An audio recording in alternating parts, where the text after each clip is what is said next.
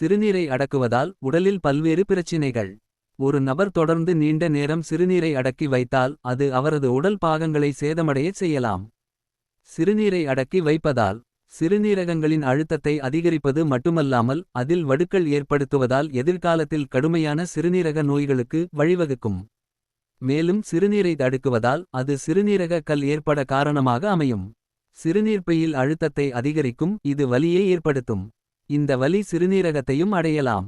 இந்த சூழ்நிலையில் ஒருவர் சிறுநீரை கழித்த பின்னர் வலியிலிருந்து நிவாரணம் பெறுவார்.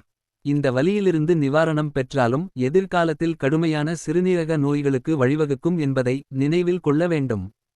சிறுநீர்ப்பையின் அளவை அதிகரிக்கலாம் மற்றும் அதன் சதைகளை விரிவுபடுத்தலாம்.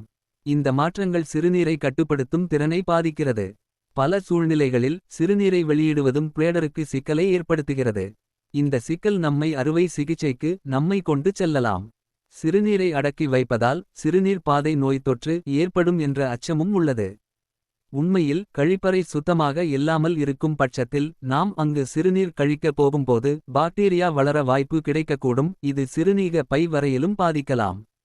இந்த தொற்று பல தீவிர நோய்களை ஏற்படுத்தும் என்பது குறிப்பிடத்தக்கது.